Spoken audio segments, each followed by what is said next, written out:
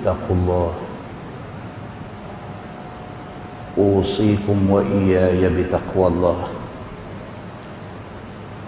فقد فاز المتقون. Muslimin dan muslimat, mudah-mudahan dirahmati Allah Subhanahu wa taala. Di dalam sebuah hadis An Abdillah radhiyallahu anhu qala Kunna naghzu ma'a Rasulillah sallallahu alaihi wasallam wa laysa lana syai'un faqulna ala nastakhsi فنهانا عن ذلك ثم رخص لنا أن تنكح المرأة بالثوب ثم قرأ علينا يا أيها الذين آمنوا لا تحرموا طيبات ما أحل الله لكم ولا تعتدوا إن الله لا يحب المعتدين صدق الله العظيم أو كما قال. Hadis sahih riwayat Al-Bukhari daripada Abdullah bin Mas'ud radhiyallahu anhu. Kata dia, kami ikut bersama dengan Nabi sallallahu alaihi wasallam dalam satu perang.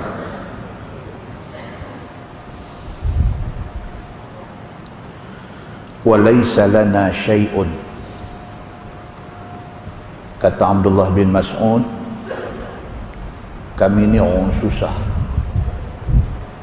apa pun tak ada. Faqulna, kami kata kepada Nabi sallallahu alaihi wasallam, ala nastakhsi, boleh tak boleh kami nak khasi diri kami. Khasi maksud dia nak memandulkan diri supaya kami jadi orang yang tak ada nafsu pada orang perempuan. Kerana mereka ini adalah sekumpulan sahabat Nabi ridwanullah alaihim ajma'in yang hidup susah, miskin, yang sekira-kira kalau nak menikah tak mampu. Duit tak ada, nak menikah macam mana? Jadi penyelesaian kepada duit tak ada tapi teringin nak menikah ialah khasikan diri.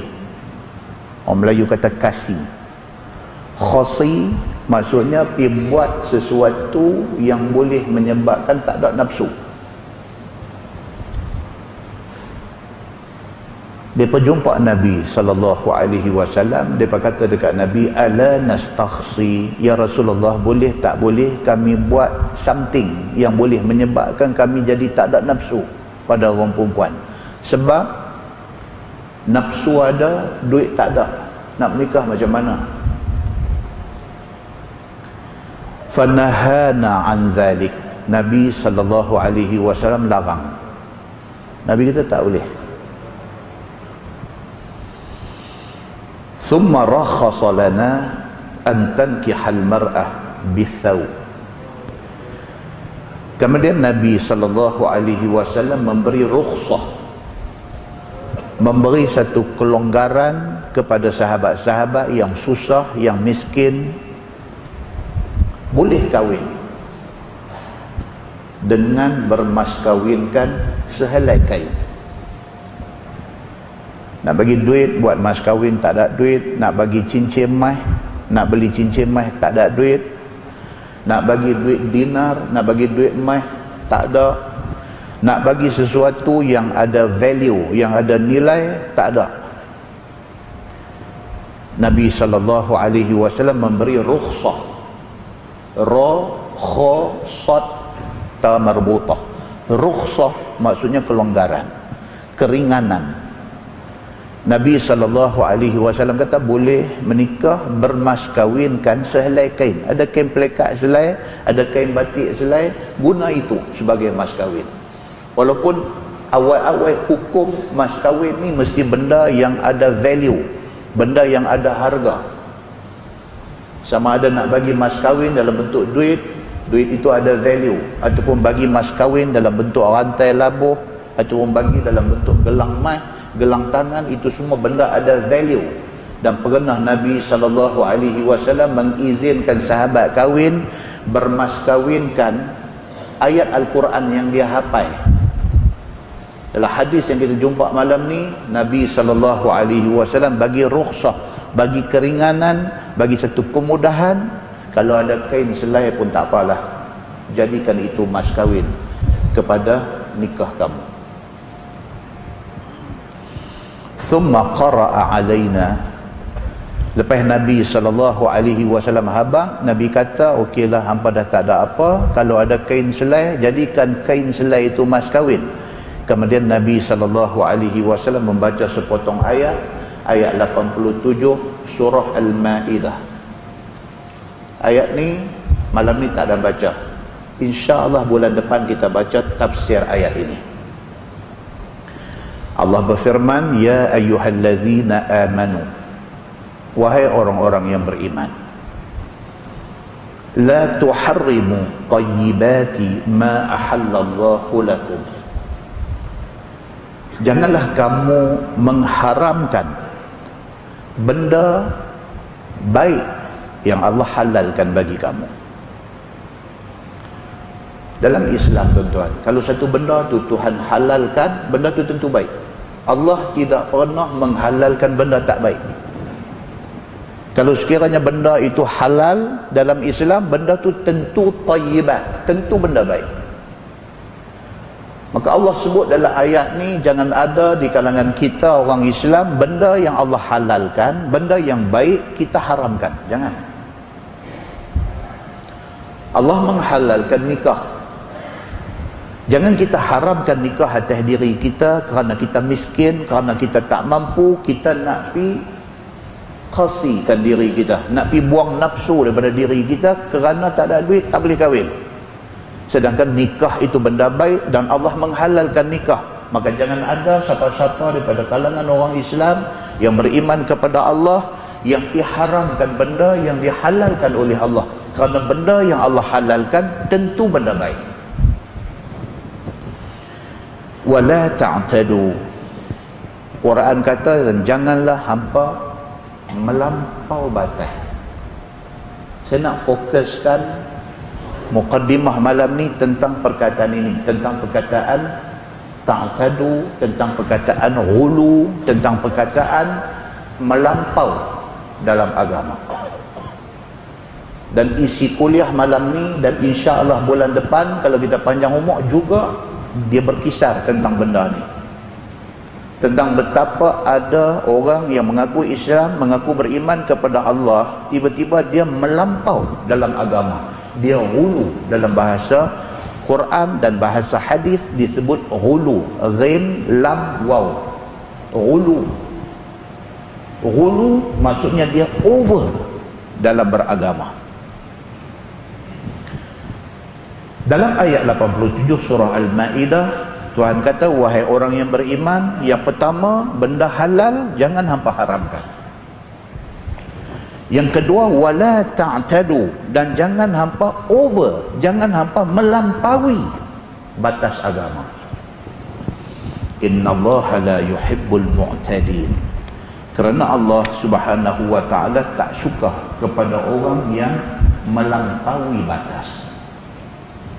Muslimin dan muslimat yang dirahmati Allah sekalian. Dalam sebuah hadis riwayat daripada Jundab radhiyallahu anhu, kata dia, anna Rasulullah sallallahu alaihi wasallam haddath anna rajulan qala wallahi la yaghfirullahu li fulan Wa inna Allah ta'ala qal man dhal ladhi yata'alla alayya an la aghfira li fulan fa inni qad ghafartu li fulan wa ahbattu amalak atau kama qal. Hadis sahih riwayat Imam Muslim daripada Jundab radhiyallahu anhu. Kata dia, Nabi SAW satu hari bercerita, haddatha. Nabi SAW pada satu hari Nabi cerita. Nabi kata, anna rajulan qalu, satu orang laki-laki sudah kata pada satu hari. Siapa laki-laki ini? Wallahu a'lam. Nabi cerita. Nabi kata satu hari satu orang laki-laki sudah kata, wallahi la yaghfirullahu li fulan. Satu orang laki-laki sudah kata, dia kata wallahi, demi Allah, dia ni, dia tunjuk dekat satu orang, dia kata Allah tidak akan ampunkan dia ni sampai bila-bila. Ini ghulu, dia panggil, ini melampau, ini over. Kita mana tahu satu orang, walaupun hari ini mata kita tengok dia banyak buat dosa, walaupun hari ini kita tengok dia ni abdul khata', orang Arab kata dia satu orang yang cukup banyak buat salah. Mana kita tahu ending dia, kesudahan hidup dia, dia akan kekal sebagai orang jahat, orang berdosa, ataupun sebelum dia mati Allah bagi hidayah dekat dia, dia berubah jadi lebih baik pada kita. Maka manusia tidak diberi hak untuk nak menghukum orang sebelum Allah jatuh hukum kepada orang itu. Kita kalau sekiranya kita orang Islam, kita mengaku beriman kepada Allah Subhanahu wa ta'ala, kita tidak mendahului Allah. Kita tidak boleh mendahului Allah dalam menghukum orang. Kita tak boleh tengok satu orang kita kata ahli neraka dia ni. Tak boleh. Sebab kita tidak diberi hak itu.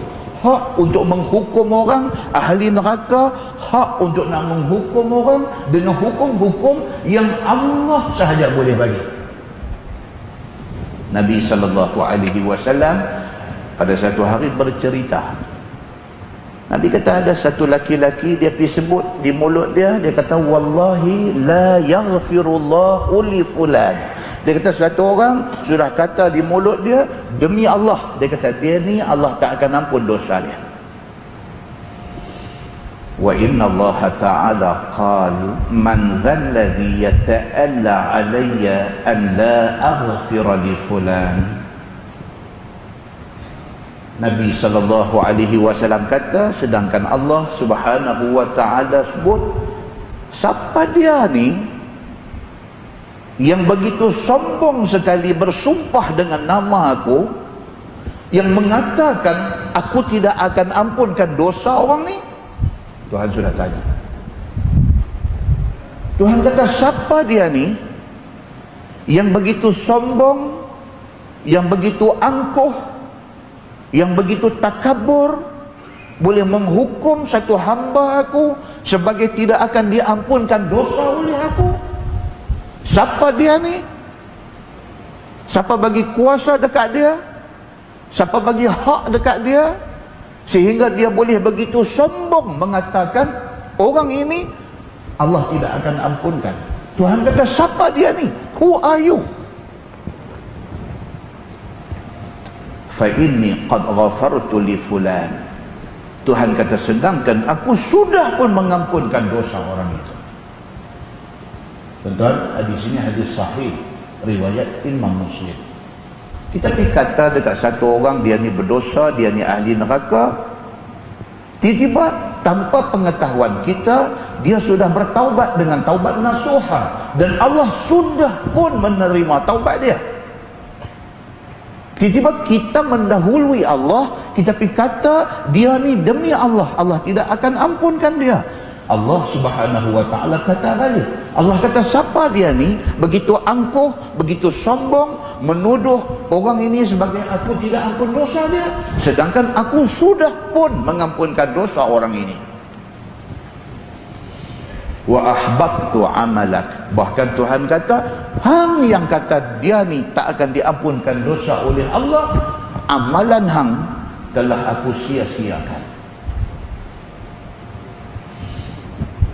Atau kama qal, hadis sahih riwayat Imam Muslim. Dua hadis tu cukup dah tuan-tuan. Dua hadis tu cukup dah untuk kita bermuhasabah diri. Di mana kedudukan kita di sisi Allah Subhanahu wa taala, sehinggakan kita nak sombong, mendabik dada, sehinggakan kita nak menghina makhluk Allah yang lain. Sebuah hadis riwayat daripada Abi Hurairah radhiyallahu anhu. Kata dia, anin Nabi sallallahu alaihi wasallam qala, la yazalu yustajabu lil 'abdi ma lam yad'u bi ithmin aw qati'ati rahimin ma lam yasta'jil. Qila ya Rasulullah mal isti'jal? Qala Rasulullah sallallahu alaihi wasallam yaqul qad da'awtu wa qad da'awtu falam ara yastajibu li fayastahsiru 'inda dhalik wa yad'u ad-du'a. Atau kama qala, hadis sahih riwayat Imam Muslim daripada Abi Hurairah radhiyallahu anhu. Kata dia, Nabi sallallahu alaihi wasallam bersabda, Nabi kata, la yazalu yustajabu lil 'abdi. Allah Subhanahu wa taala sentiasa akan memakbulkan doa hamba-Nya. Kita mintalah doa pada Allah bila pun.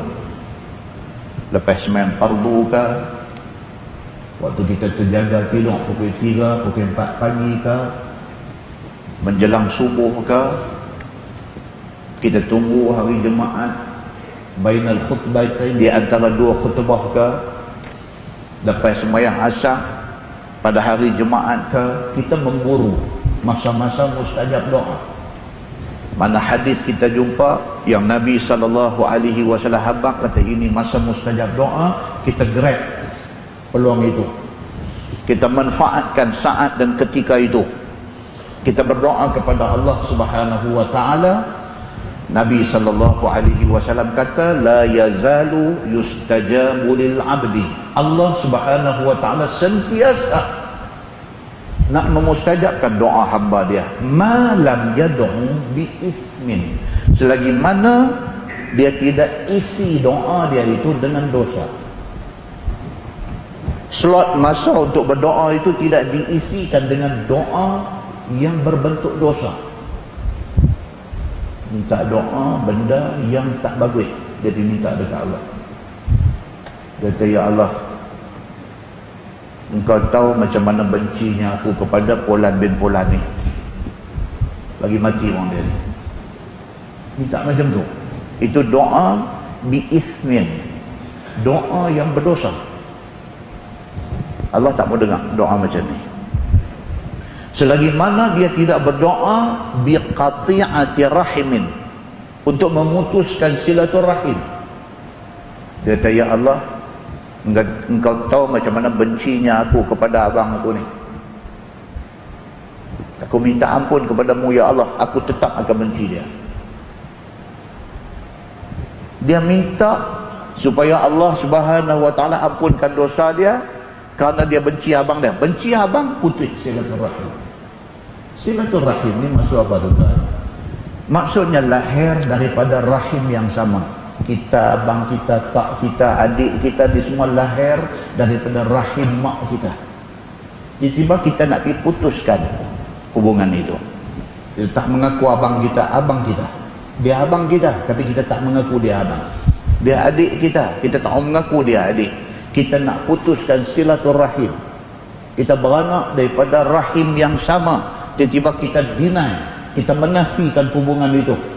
Minta doa pula kepada Allah, ya Allah ampunkan dosa aku kerana aku tak boleh dah dengan abang aku ni. Allah tak mau dengar doa macam ni. Allah tidak akan makbulkan doa yang macam ini. Ma lam yasta'jil. Dan yang ketiga, Allah tidak akan makbulkan doa orang yang yasta'jil. Bila Nabi SAW sebut macam tu, sahabat kata, ya Rasulullah, mal isti'jal? Sahabat kata isti'jal ataupun yasta'jil ni salah satu daripada doa yang Allah tak akan makbul ni. Apa maksud isti'jal itu?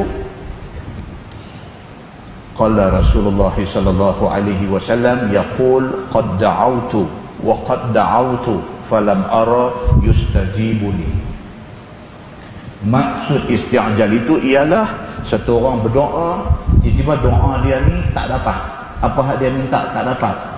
Dia pun sebut, dia kata qad da'awtu, qad da'awtu. Dia kata aku doa, berapa punya lama dah aku doa, aku minta dekat Tuhan, falam ara yastajibu li. Aku tak nampak macam Tuhan nak bagi benda ni kat aku. Itu maksud isti'jal. Maksud dia apa? Dia nak segera. Dia minta hari ni, esok dapat. Ataupun paling lewat dia minta minggu ni, minggu depan dapat. Ataupun habis punya lambat, dia minta bulan ni, dia mau bulan depan dapat. Bila dia minta dah hari ni, dia minta dah seminggu, dia minta dah sebulan, dia dah minta dah setahun, dia duk merasa hak dia minta Tuhan tak bagi, dia mula merepek. Dia kata qad da'awtu, dia kata aku dah minta, tak tahu berapa kali dah aku minta, falam ara yastajibu li. Dia kata aku tak nampak macam Tuhan nak bagi apa yang aku minta ni. Dia pergi bercakap macam tu. Fayastahsiru 'inda dhalik, maka dia give up pada ketika itu. Dia give up. Dia putus asa. Dia rasa dia malas dah nak minta doa dekat Tuhan. Wa yada'u du'a, maka dia tinggal minta doa dekat Tuhan. Dia kata aku minta pun tak ada guna, Tuhan memang tak perkenankan doa aku. Tuan muslimin dan muslimat yang dirahmati Allah sekalian, ada satu sahabat. Ini perempuan. Dia Allah uji berat. Saya pernah cerita few years back, lama dulu. Allah uji dia dengan ujian berat. Allah ni tuan-tuan, kadang-kadang dia uji satu manusia ni, lagi berat ujian dia, menunjuk kata lagi sayang dia dekat orang tu. Dia test, dia lagi duk test, dia lagi duk test. Kalau orang yang kena test ni lagi tahan, lagi tinggi darjat di sisi Allah. Sahabat kita ni, Allah uji dia. Bila bapa dia mati, mak dia pergi kahwin dengan Hindu. Berat tuan-tuan, ujian ni berat. Mak dia ikut pergi duduk di satu negeri lain. Mereka adik-beradik berulang-alik pergi rumah mak ni. Rumah mak ni memang dah jadi rumah bukan Islam dah. Dia pujuk mak, dia pergi, adik dia pergi. Mak ni akhir sekali jawab kata, patut saduk mai lah, patut saduk mai pujuk mak lah. Mak ni kok mana pun ikut uncle hamba. Dan mak nak pesan dekat hamba satu, kalau mak mati, mak redha lah bakar mayat mak ni. Dia telefon saya, cerita lama, sedih dia dah. Ustaz, dia kata, kalau orang lain pun saya sedih, di kepulak mak saya. Cerita ni boleh cakap sikit, teriak banyak, cakap sikit, teriak banyak. Satu ujian. Tak lama lepas itu, adik perempuan dia pula pergi menikah dengan engineer Perancis. Dia kata masa nak menikah masuk Islam apa semua macam mak dia lah. Lepas pada tu dia pergi ziarah adik dia, dia kata masuk gantung salib dalam rumah. Dia kata kat adik perempuan dia ni, dia kata apa ni? Dia kata sudahlah mak kita seorang, adik janganlah jadi macam ni. Adik pun sama, dia kata kak lah macam ni lah kak. Kata saya duduk fikirlah pasal mak, pasal saya semua tu saya fikirlah. Kami pilih jalan kami sendiri. Double kesedihan dia kena. Sedih ni menangis lah. Hari-hari menangis, hari-hari menangis. mata belah kanan rosak. Daripada kelabu jadi tak nampak. Dia jumpa pakar mata kata mula-mula tu kata saraf. Lepas tu pakar mata kata mata tu sudah kena infection, dia kena jaga-jaga, dia boleh mai ke mata kiri. Allah uji dia lagi, dua-dua kena, dua-dua buta.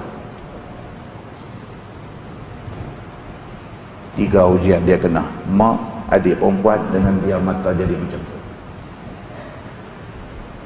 Laki pula kata kat dia. Laki kata, aku dah kata dia dekat hang. Tuhan kita ni, dia dengar orang-orang, dia sebut nama lah. Tuhan kita ni, dia dengar orang-orang macam Datuk Harundin saja doa. Dia dengar. Orang macam kita ni, dia tak ada nak dengar. Satu lagi ujian, mai kat dia.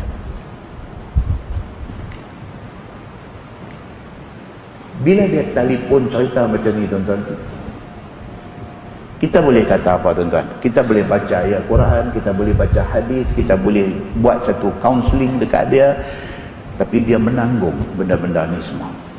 Demikian habuan manusia dalam dunia. Allah uji manusia ni dengan macam-macam bentuk ujian. Kita minta kepada Allah Subhanahu wa ta'ala, kalau uji kita, biarlah dengan ujian yang kita mampu tanggung. Itu saja. Ujian mesti main. Tapi minta sangat-sangat dekat Allah Subhanahu wa ta'ala, kalau nak uji pun biar hak kita mampu. Jangan ujian itu beyond kemampuan kita. Takut kita rosak. Tapi kalau kita boleh kuat menghadapi ujian itu, satu besar punya ganjaran untuk tubuh kita. Muslimin dan muslimat yang dirahmati Allah sekalian. Ada manusia Allah uji dia dengan dia doa, Tuhan tak makbul. Dia kata qad da'autu. Aku minta. Dah berapa lama dah aku duk minta dekat Tuhan benda ni. Falam ara yastajibu li. Aku tak nampak Tuhan nak bagi dekat aku benda yang aku duk minta ni. Fayastahsiru 'inda dhalik. Dia give up. Dia jadi putus asa. Dia kecewa. Dia rasa macam dia ni tak ada nilai di sisi Allah Subhanahu wa ta'ala. Wa yada'u du'a. Maka dia stop berdoa. Dia tidak mau berdoa lagi. Orang yang macam ini, Allah Subhanahu wa ta'ala tidak akan makbulkan lagi doa dia, kerana dia sudah lost keyakinan kepada Allah Subhanahu wa ta'ala. Muslimin dan muslimat yang dirahmati Allah sekalian, 3 hadis yang kita bawa, yang kita baca, yang kita bawa pada malam ini, membawa kepada satu kesimpulan. Apa dia tuan-tuan? Kita jangan melampau dengan Allah Subhanahu wa ta'ala. Apapun kita mau selalu ingat, siapa kita di sisi Allah Subhanahu wa ta'ala. Terus berdoa. Kalau Allah tak bagi hari ini, dia akan bagi satu hari nanti. Bila? Allah yang tahu. Paling tidak Allah bagi dekat kita di syurga, kerana kita tetap meletak keyakinan kepada dia. Dia Tuhan kita. Dia akan bagi apa yang kita minta kat dia.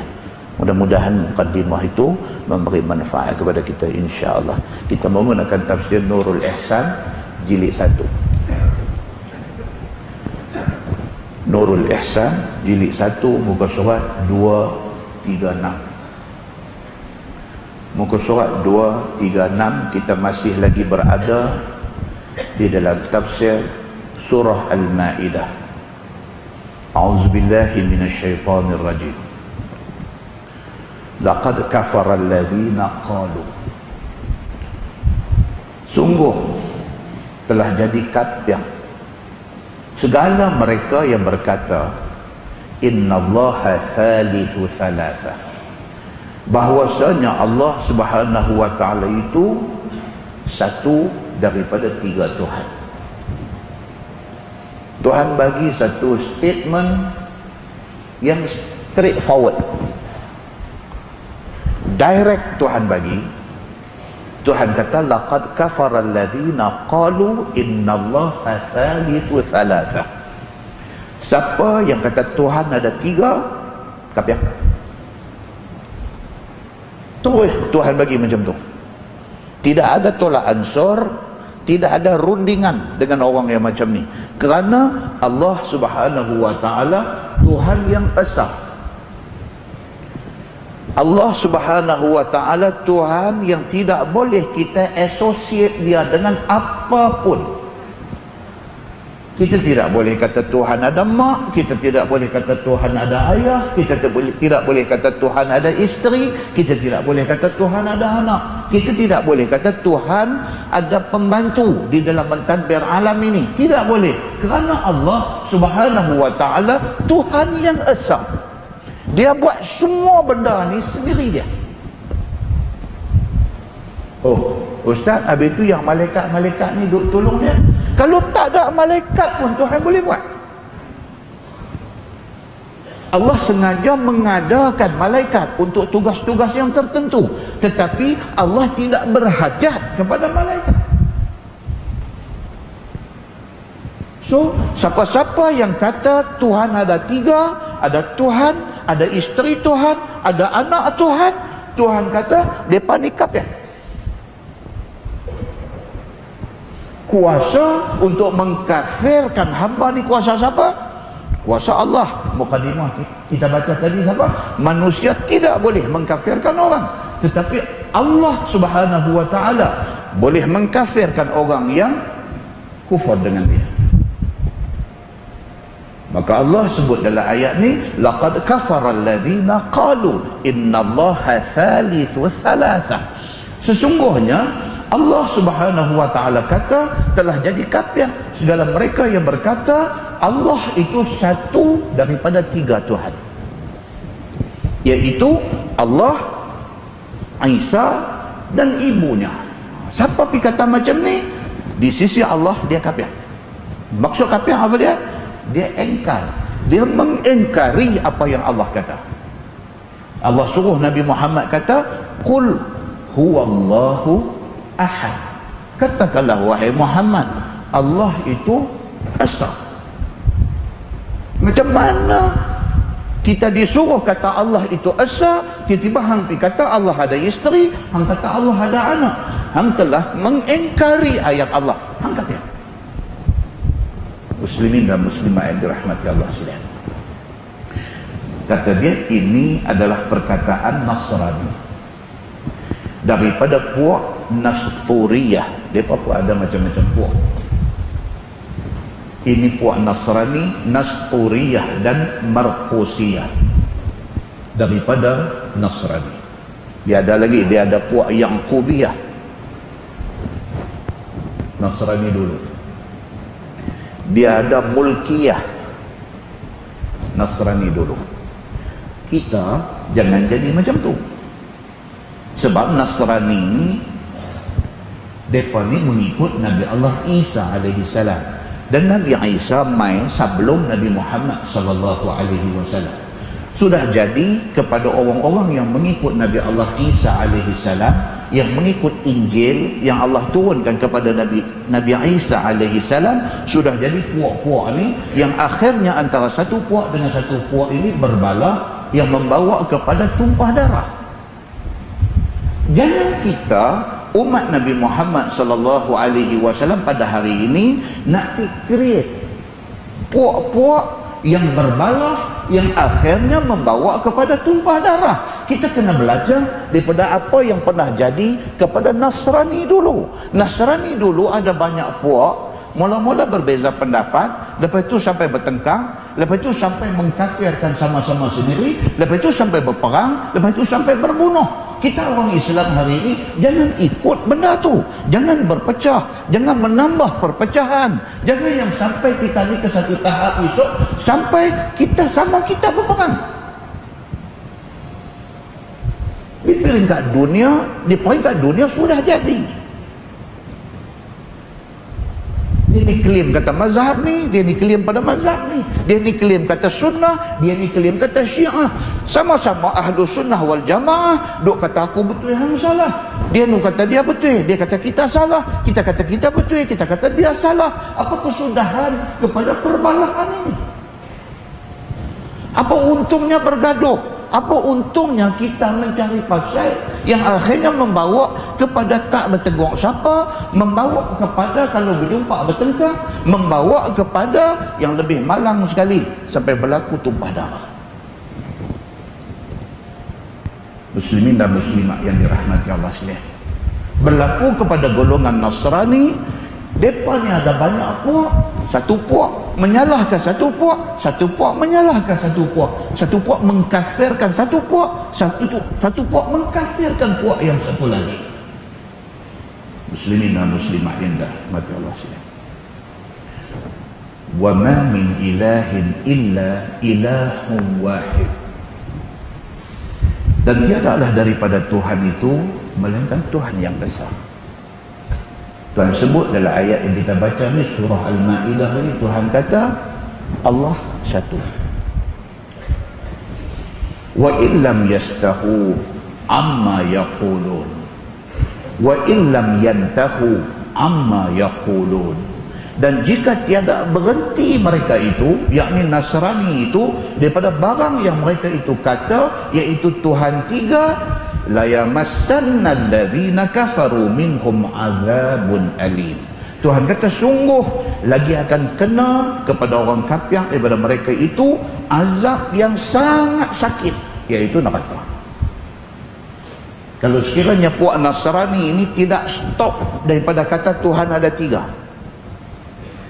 selagi mana mereka terus mengatakan Tuhan ada tiga, maka selagi itulah mereka terdedah kepada ancaman azab yang pedih, iaitu neraka. Tuan-tuan juga tengok uslub ataupun cara Allah Subhanahu wa ta'ala mendidik manusia. Dia beritahu hak betul. Ada sebahagian manusia tak mau ikut hak betul, dia nak buat hak tak betul. Tuhan nasihat, Tuhan kata ni yang hang buat ni tak betul. Hak betul ni macam ni. Cara Tuhan ni, dia pergi terang dulu. Ni tak betul ni, cara hampa ni tak betul. Hampa kena buat macam ni, hak ni yang betul. Buat juga benda tak betul. Tuhan abang pula, kalau hampa stop daripada buat benda tak betul ni, aku bagi keampunan, aku bagi syurga. Ayat-ayat ni tunjuk kepada kita sayangnya Allah kepada hamba-hamba dia ni. Macam kita sayang anak lah, kita sayang anak. Abang kat anak-anak kita ni buat macam ni, buat macam ni, buat macam ni. Jangan buat macam ni, jangan buat macam ni, jangan buat macam ni. Anak kita pergi buat benda kita kata jangan buat. Kita tak dandan perambat dia keluar daripada rumah. Kita tak dandan main gila, terus tak mengaku dia anak. Dah, kita pergi cakap kat dia. Pagi, mai abang duduk dengan ayah. Kakak, mai duduk dengan ayah. Adik, mai duduk dengan ayah. Ayah dah abang dah hari tu, jangan buat macam ni. Awak abang pergi buat benda ni. Awak kakak buat macam ni. Awak adik buat macam ni. Salah ni. Bukan salah dunia saja, agama pun kata salah benda ni. Ayah harap abang jangan buat dah. Ayah harap adik jangan buat dah benda ni. Nah, okey. Pasal apa tu kita nasihat tu? Pasal apa kita tak faham dia terus keluar daripada rumah? Pasal apa kita tak isytihar satu karya kata ni bukan anak aku dah? Pasal apa? Pasal kita sayang dia. Pasal daripada beranak mai kita yang sambut dia. Pasal kita yang azan dia. Kita yang bela dia. Kita yang bagi kasih sayang pada dia.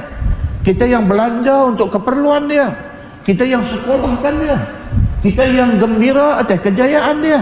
Kita yang menangis atas kegagalan dan silap dia. Pasal kita sayang dia, maka kita bagi nasihat dekat dia.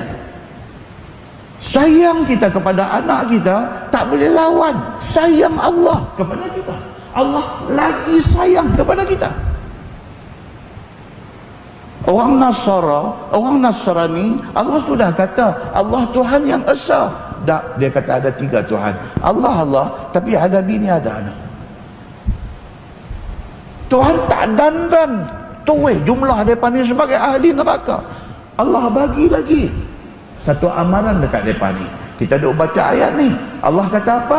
Wa illam yantahu amma yaqulun. Kalau sekiranya hampa tak stop daripada duk cakap benda ni, Selagi mana hampa duk kata Tuhan tiga, maka selagi itulah hampa terdedah kepada dosa. Selagi hampa tak stop benda ni, selagi itulah hampa dalam bahaya. Tuhan suruh mereka stop daripada cakap macam tu. Afala yatubuna ilallah wa yastaghfirunahu wallahu ghafurur rahim. Maka kerana apa mereka itu tidak mau taubat kepada Allah dan minta ampun kepada Allah daripada perkataan yang mereka itu sebut, iaitu Tuhan itu tiga. Tuhan kata, awatlah hampa ni. Aku dah kata hampa salah. Aku suruh hampa bertobat. Aku suruh hampa insaf apa yang hampa buat. Awatlah hampa tak mau ikut apa yang aku kata.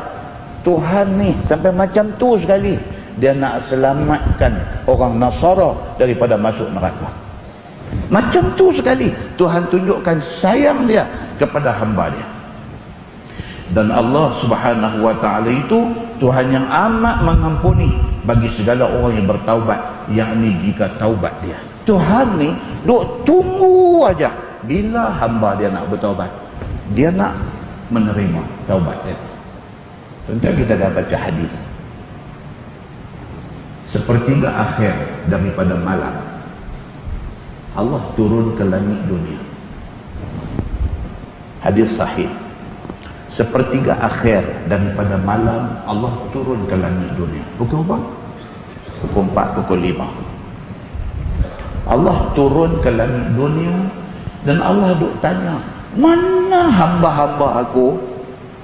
Tak ada siapakah yang nak bangkit masa ni nak minta ampun pada aku? Tak ada siapakah yang nak bangkit masa ni nak bertaubat kepada aku? Tak ada siapakah pada masa ni nak minta doa kepada aku? Tuhan kata, kalau hamba minta ampun, aku ampunkan hamba. Kalau hamba bertaubat, aku terima taubat hamba. Kalau hamba berdoa, aku makbulkan doa hamba. Dan benda ni, kata Nabi SAW, berlaku pada tiap-tiap malam. Bukan Lailatul Qadar, bukan setahun sekali. Benda ni berlaku pada tiap-tiap malam. Every night, pukul 4, pukul 5 pagi, Allah turun ke langit dunia. Bagaimana kaifiat Allah turun? Wallahu a'lam, kita tak tahu. Tapi Nabi SAW kata Allah turun ke langit dunia pada sepertiga akhir daripada malam. Allah tanya, mana dia orang yang berdosa? Hamba tak maukah bertaubat dekat aku? Tapi manusia tidak mengambil peluang itu. Manusia tidak ampun, tidak minta ampun kepada Allah atas dosa-dosa dia. Manusia kekal dengan bebal mereka itu. Muslimin dan muslimat yang dirahmati Allah sekalian. Maka kerana apa mereka ini tidak mau bertaubat kepada Allah dan tidak mau minta ampun kepada Allah daripada perkataan mereka yang mengatakan Tuhan ada tiga itu, dan Allah Subhanahu wa ta'ala itu Tuhan yang amat mengampuni bagi orang-orang yang bertaubat jika bertaubat ia, lagi amat rahim, amat sayang dia kepada mereka itu. Firman Allah, mal masih ibnu Maryam illa rasul. Tidaklah Masih anak Maryam itu melainkan dia adalah Rasulullah juga. Tuhan kata, tak sahlah hampa piduk mereka kata Nabi Isa ni anak Tuhan, piduk tak sah. Tuhan kata, pasal apa?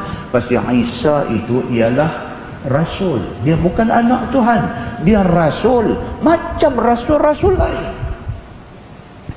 Tuhan muslimin dan muslimat yang dirahmati Allah sekalian, tadi kita tengok dalam surah Maryam ayat 30. Allah sebut dalam ayat 30 surah Maryam, qala inni abdullah ataniyal kitab wa ja'alani nabiyya. Sadaqallahul azim. Kata Isa, inni abdullah, aku ini hamba Allah. Nabi Isa alaihi salam tu sendiri, dia declare di depan orang yang ikut dia. Dia kata, inni abdullah, aku ni hamba Allah, aku ni bukan Tuhan, aku bukan anak Tuhan. Inni abdullah, Aku ni hamba Allah. Ataniyal kitab. Allah wa'mai kepada aku satu kitab, iaitu Injil. Aku bukan anak Tuhan, aku nabi, aku utusan Tuhan. Tuhan bekalkan kepada aku satu kitab, iaitu Injil. Wa ja'alani nabiyya, dan Allah lantik aku jadi nabi. That's it. Titik. Apa jangan duk mereka, jangan pergi duk melampau-lampau sehingga sampai ke tahap hampa letak kedudukan aku sebagai anak Tuhan. No. Mai dalam ayat lain, ayat Maryam surah 36. Surah Maryam ayat 36. Allah kata, wa innallaha rabbi wa rabbukum fa'budu. Nabi Isa alaihi salam bagi tahu dekat orang-orang hak duk ikut dia ni, wa innallaha rabbi wa rabbukum. Sesungguhnya Allah itu Tuhan aku dan Tuhan hamba. Aku bukan Tuhan, Allah tu Tuhan. Allah itu Tuhan aku dan Tuhan hamba semua. Fa'budu, sembah dia, jangan sembah aku. Hadza siratun mustaqim. Inilah jalan yang lurus. Dia kata, hak betulnya hak ni, sembah Allah, jangan sembah aku. Tapi apa jadi kepada orang Nasara? Apa jadi dekat orang Nasrani? Mereka tak pakai apa yang Nabi Isa kata. Mereka kata Nabi Isa anak Tuhan. Ini yang dikatakan apa? Melampau. Ini yang dikatakan ghulu, melampau. Allah lantik Nabi Isa jadi Nabi. Takat tu ya. Mereka melampau. Mereka pergi letak dia tinggi lagi. Mereka pergi kata dia anak Tuhan. Melampau ni membahayakan. Saat kita dijumpa huraian yang lebih panjang. Baik. Firman Allah, mal masih ibnu Maryam illa rasul. Dan tidaklah Masih Nabi Isa anak Maryam itu melainkan dia nabi aja. Qad khalat min qablihi rusul. Sesungguhnya telah lalu, telah lepas sebelum daripada Nabi Isa itu beberapa banyak rasul. Banyak doa ada Adam, Idris, Nuh, Hud, Saleh. Sampailah nak sampai kepada Nabi Isa ni, dah berapa banyak dah Nabi doa dah. Macam mana Nabi Yahya, macam mana Nabi Zakaria, macam mana Nabi Ayub, macam itulah Nabi Isa. Kalau mereka tu Nabi bukan Tuhan, Isa pun sama. Dia pun Nabi bukan Tuhan. Allah Subhanahu wa ta'ala clarify benda ni. Allah jelaskan benda ni. Qad khalat min qablihi rusul. Telah pun terdahulu daripada Isa ni banyak dah rasul-rasul sebelum. Kita ingat dah Nabi Muhammad sallallahu alaihi wasallam pun pernah sahabat-sahabat Nabi jadi goyang. Bila? Satu, ketika perang Uhud. Waktu jadi perang Uhud, Nabi jatuh dalam lubang yang digali oleh munafik. Dia pemain satu perang saraf buat munafik ni. Bila tengok Nabi jatuh, Nabi kena, Nabi cedera, dia pakaian. Dia kata Muhammad dah mati. Sahabat-sahabat Nabi, tentera Islam ni, bila dengar ke telinga mereka ni duk lawan perang ni, sampai ke telinga mereka Muhammad sudah mati, lemah semangat. Lemah semangat. Macam kita hari ni, kita ada satu kekuatan dalam hidup kita. Dalam konteks keluarga, ayah kita kekuatan kita. Kita masih lagi duk mengaji sekolah, no adik-adik duk ada 7 orang lagi, kita hak sulung pun duk mengaji sekolah.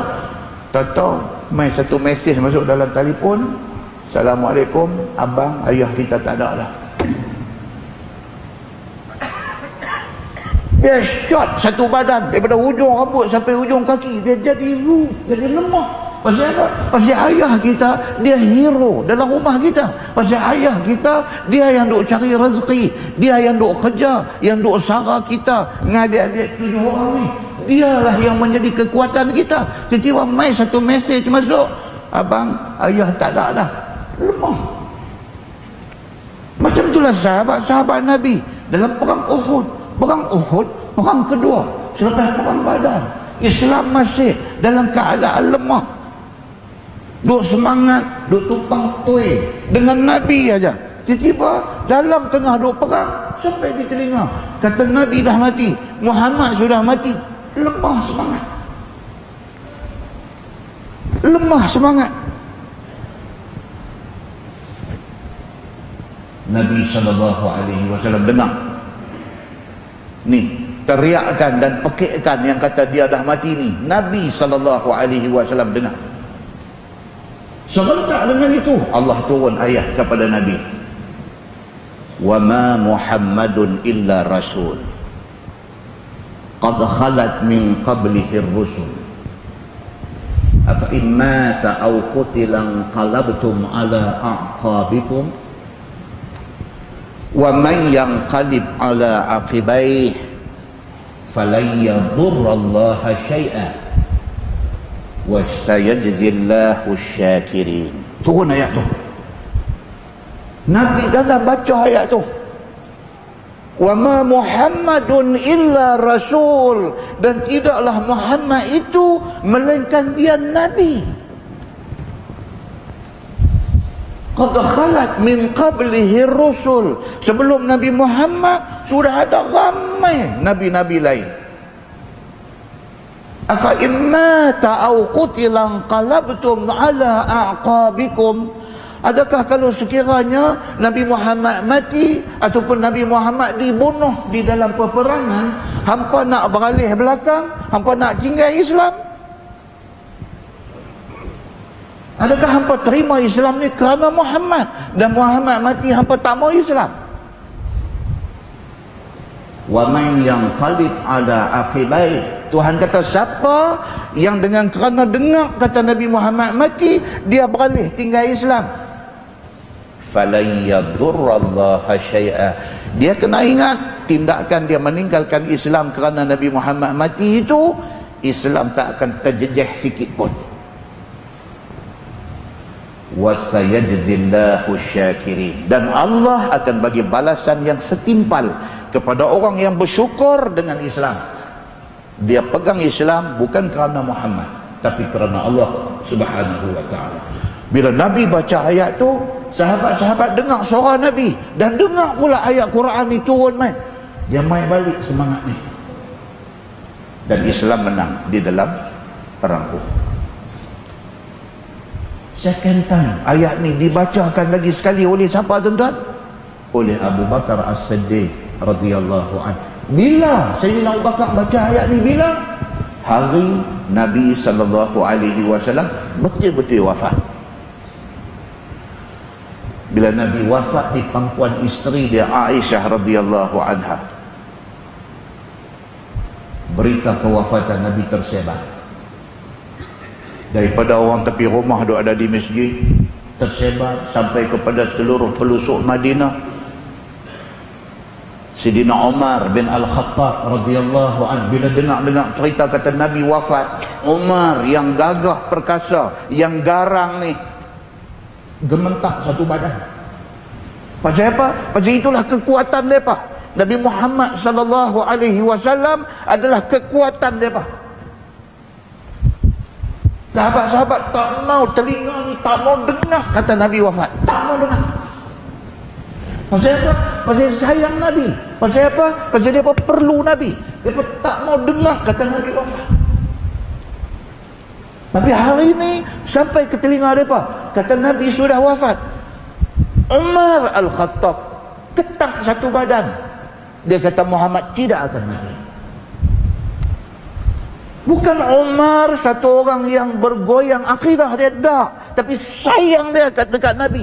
Dia tak boleh dengar berita kata Nabi wafat.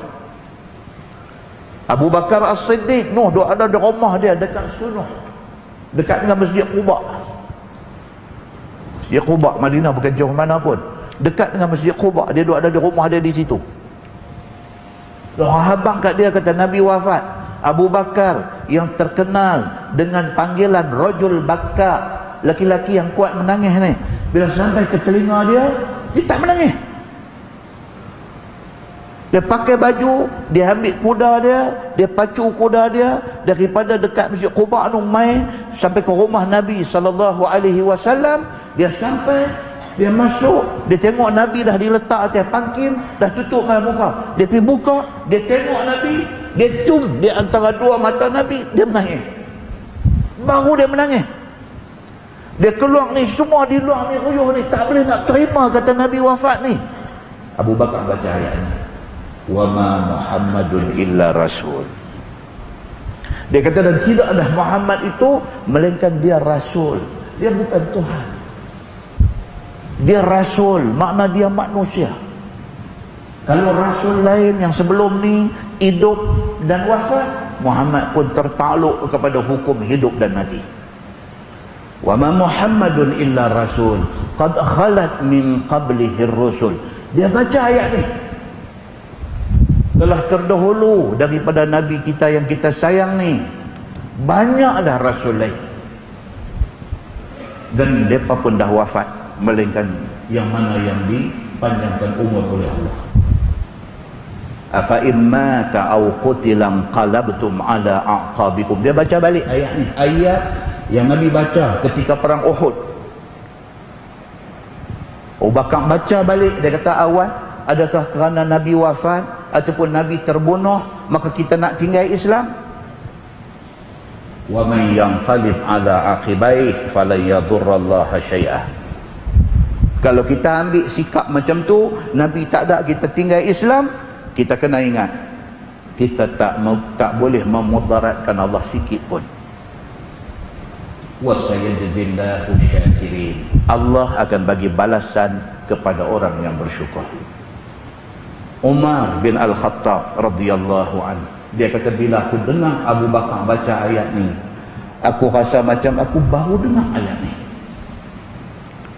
Walhal sahabat Nabi semua hafal Quran, tapi oleh kerana sayang dia dekat Nabi ni, dia jadi gelabah, dia jadi tak boleh terima berita Nabi wafat. Bila Abu Bakar baca balik ayat ni, Umar kata, aku seolah-olah macam tak pernah dengar ayat ni. Bila Abu Bakar baca tu, baru dapat balik, menyerap masuk dalam hati mereka balik. Mereka menerima hakikat bahawa Nabi itu manusia dan Nabi tertakluk kepada hukum wafat. Muslimin dan muslimat yang dirahmati Allah sekalian, ayat yang kita baca malam ni, Allah Subhanahu wa taala sebut benda yang sama kepada orang Nasrani.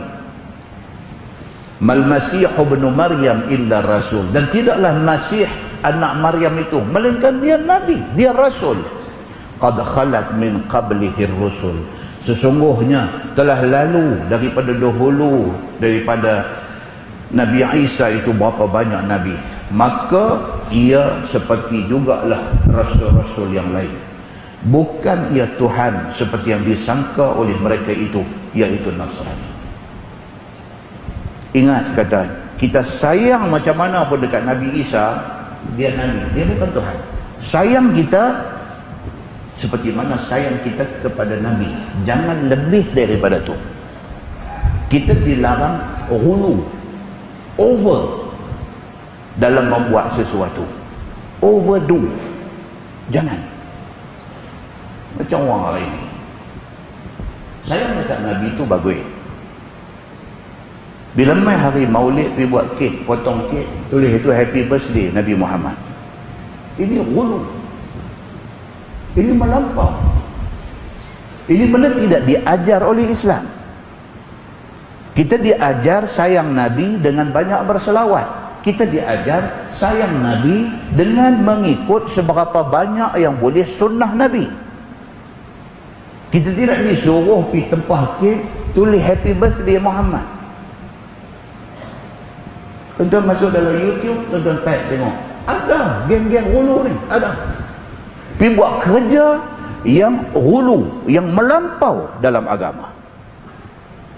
Muslimin dan muslimat yang dirahmati Allah sekalian, kalau Islam, kalau agama Islam ini dibenarkan untuk dikreatifkan, kita jadi macam agama lain.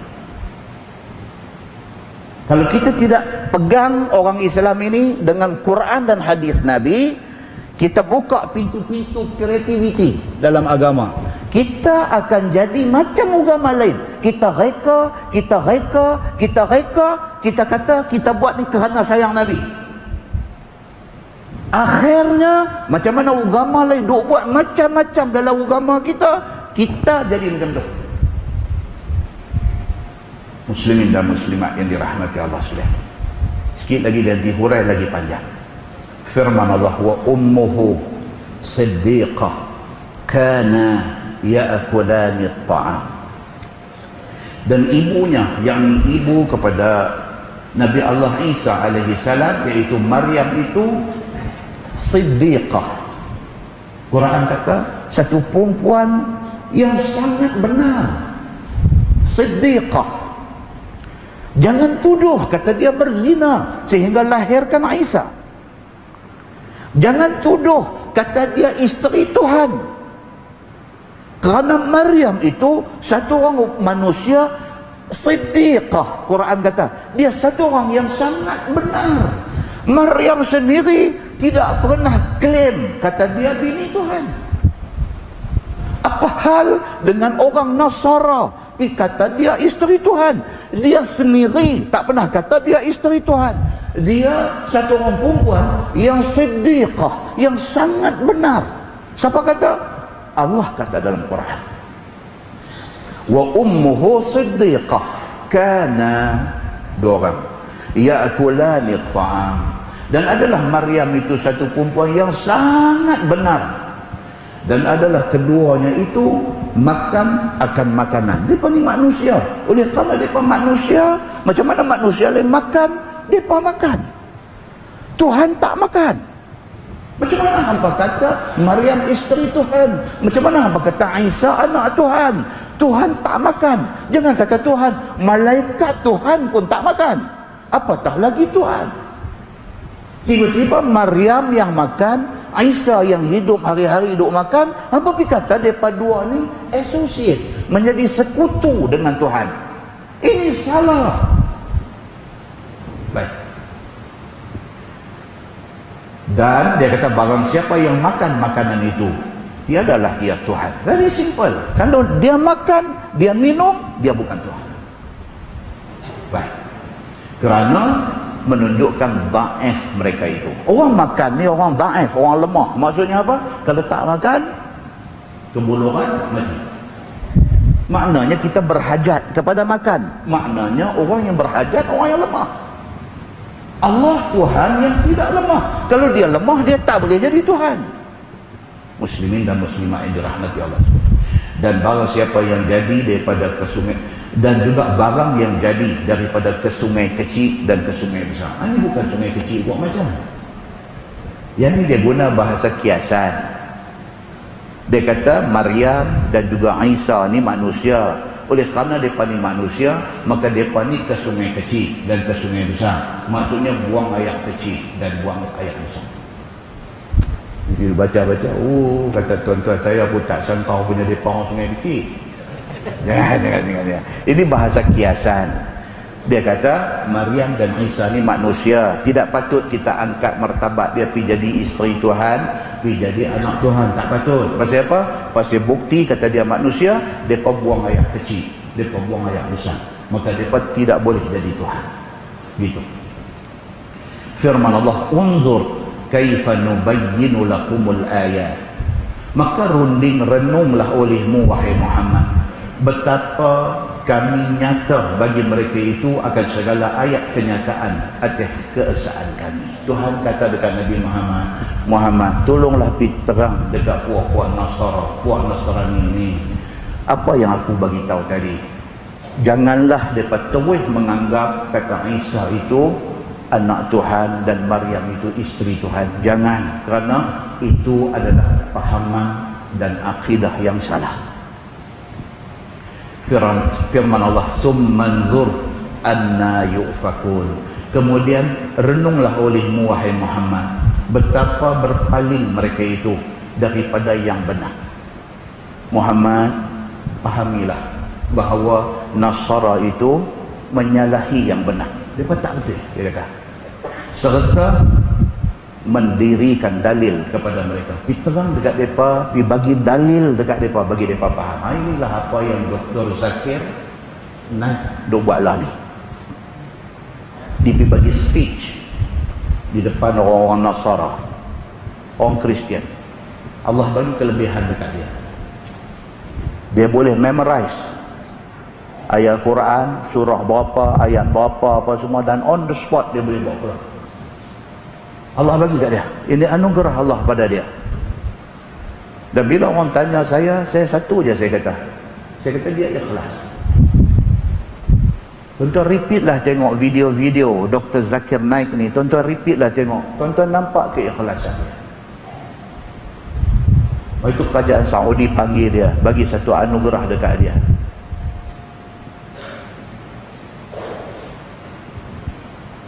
King Salman, Raja Salman sendiri turun mai bagi anugerah dekat dia. Lepas dah bagi anugerah, bagi peluang untuk dia bercakap. On the spot dia bercakap. Apa yang dia dapat ni, dia akan infak kepada, dia ada TV dia sendiri untuk digunakan oleh pihak dakwah. Dia tak cari duit. Dia tak cari duit dengan kerja dakwah dia. Dia tak ambil kesempatan atas kerja dakwah dia. Dia ikhlas. Kerana ikhlas dia, cakap dia gedebuk masuk dalam hati orang yang dengar.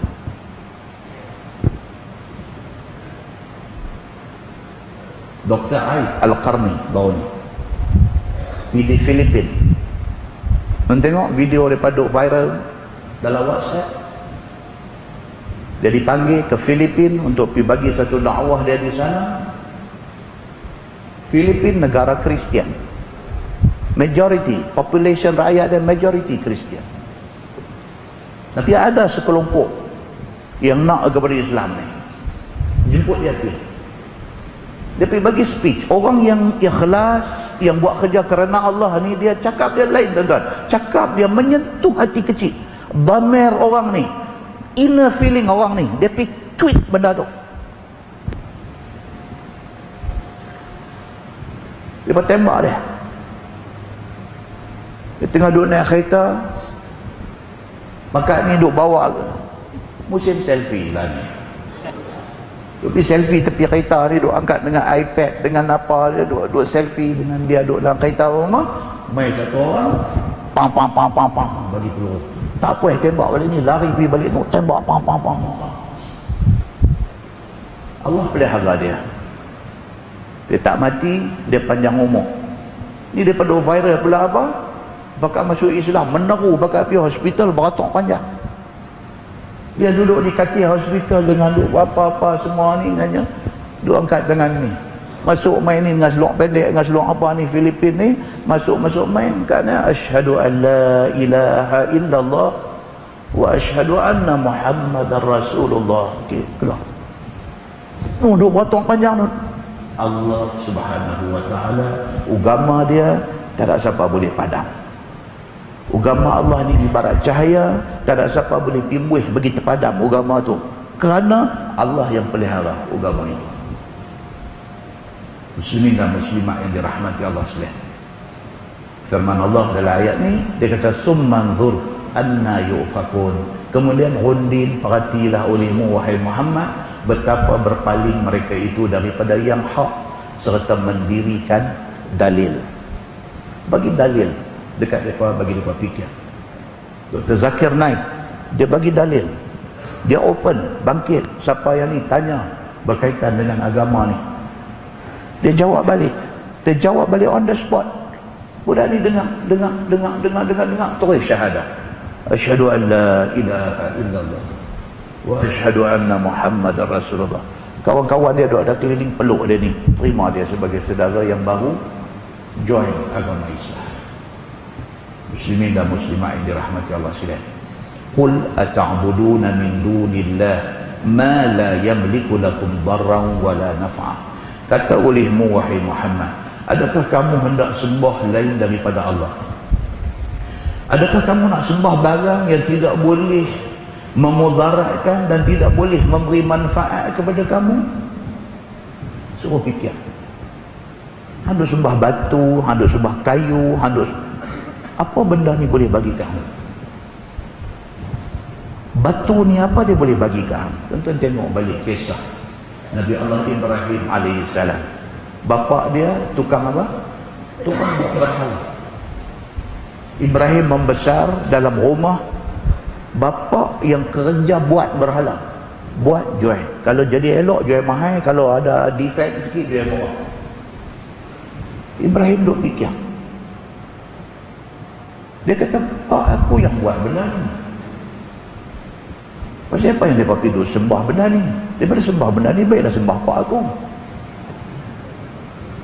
Pak aku creator, dia yang create benda ni. Apa boleh beli daripada pak aku? Apa pergi sembah dia, pergi doa, daripada baik sembah pak aku. Dia duk fikir. Sehinggalah jadi kisah Ibrahim ni membawa kepada dia akhirnya dihukum maka dalam hati. Allah Subhanahu wa taala masuk campur. Bila lempar aja Ibrahim masuk dalam api, Allah berfirman, ya nar kuni bardan wa salaman ala Ibrahim. Tuhan kata, wahai api, jadilah engkau sejuk dan selamat ke atas Ibrahim. Tak jejak dia dalam hati. Allah Subhanahu wa taala Tuhan Maha Kuasa, tak selalu ada masa Tuhan masuk campur untuk nak menggoncangkan hati orang yang belum beriman. Muslimin dan muslimat yang dirahmati Allah sekalian. Wallahu huwas samiul alim. Dan Allah Subhanahu wa taala itu Tuhan yang amat mendengar lagi amat mengetahui. Tuhan ni dia tahu semua benda. Hak dua adalah hak nak jadi, bila nak kiamat, hari kiamat nak jadi macam mana, semua dua ada dalam ilmu Allah Subhanahu wa taala. Firman Allah, qul ya ahlal kitab, kata olehmu wahai Muhammad, wahai ahli kitab Yahudi dan Nasara. Kesian daripada ni tuan-tuan, Yahudi dengan Nasrani ni kesian, pasal mereka ada kitab yang Allah bagi. Yahudi ada Taurat, Nasrani ada Injil. Baik Taurat, baik Injil, siapa yang bawa turun? Allah yang bawa turun. Kalau mereka ikut betul-betul Taurat dan mereka ikut betul-betul Injil, mereka tak sesat macam hari ini. Pasal apa? Pasal dalam Taurat, dalam Injil, obviously secara terang sebut tentang kedatangan Nabi Muhammad sallallahu alaihi wasallam. Bagi tahu dah. Allah habaq siap-siap dah di dalam Taurat, kata nanti mai satu nabi akhir zaman, nama dia Muhammad, nama dia Ahmad. Bagi tahu dah. Padam benda tu. Pasal apa orang Yahudi padam benda tu? Pasal apa? Pasal mereka nak nabi daripada keturunan Bani Israel. Mereka mau kalau Nabi Muhammad ni Bani Israel, mereka boleh terima. Tapi kerana Muhammad ini Arab, mereka tak boleh terima. Mereka pindah, mereka modify kitab mereka. Mereka padam bahagian yang mereka tak suka. Sama dengan orang Kristian. Dalam Injil, Allah sudah turunkan dalam Injil, terang bagi tahu, kata nanti mai satu nabi yang penghabis, nama dia Muhammad ataupun Ahmad. Mereka tahu, tapi bila mai Nabi Muhammad, mereka tak boleh terima Nabi Muhammad. Mereka nak stick kepada Nabi Isa juga lagi. Sedangkan Taurat dah bagi tahu, Injil dah bagi tahu. Kalau mereka ikut betul-betul Taurat dengan Injil, tak jadi macam mereka duk jadi hari ini. Sama dengan kita. Kalau sekiranya kita tak ikut betul-betul Quran, tak ikut betul-betul hadis Nabi, kita jadi macam mereka. Kita juga akan tersesat jalan, tidak jumpa jalan kebenaran. Muslimin dan muslimat yang dirahmati Allah sekalian. Firman Allah, qul ya ahlal kitab, kata olehmu wahai Muhammad, wahai ahli kitab Yahudi dan Nasara, la taghlu fi dinikum ghairal haq. Ayat ni yang fokus malam ni. Pukul 9 suku baru sampai fokus dia.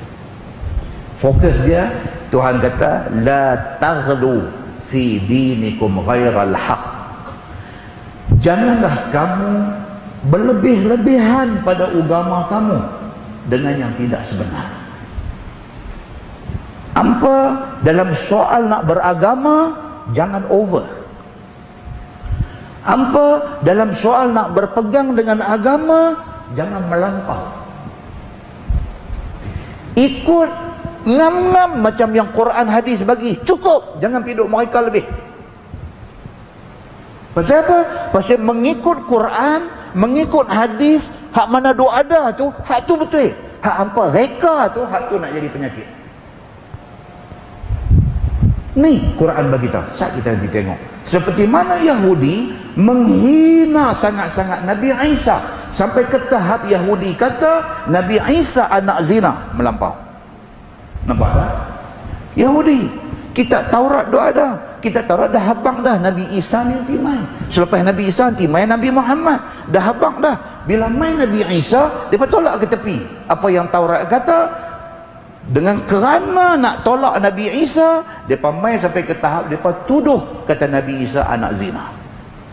Pasal apa? Pasal Nabi Isa lahir daripada Maryam, tapi tak tahu siapa bapa dia. Kerana tu mereka kata Nabi Isa anak zina. Punca dia kata tu pasal apa? Pasal dia tak mau terima Nabi Isa, maka dia tahmah Nabi Isa. Faham tak? Dan Nasara pula memuliakan sangat-sangat Nabi Isa. Tengok, dia tak yang Yahudi tak mau terima Nabi Isa, pergi tuduh Nabi Isa anak zina. Yang Nasara ni pula terlampau sangat memuliakan Nabi Isa, sehingga dikata Isa itu Tuhan. Ni pun sopa over juga, over. Disuruh kata Nabi Isa tu Nabi, full stop. Mereka terlebih di dalam nak memuja dia, mereka angkat dia pergi duduk sampai ke tahap anak Tuhan. Over, menyebabkan mereka jadi macam tu. Bahkan dikatakan Isa itu Tuhan dan anak Tuhan, atau bersatu daripada 3 Tuhan. Habis mereka kerana tu ya lingkup. Firman Allah, wala tattabi'u ahwa'a qaumin qad dhallu min qabl. Dan janganlah kamu ikut akan hawa nafsu kaum yang sesat mereka itu daripada dulu-dulu. Tuhan kata apa? Jangan ikut nafsu, ikut petunjuk dia.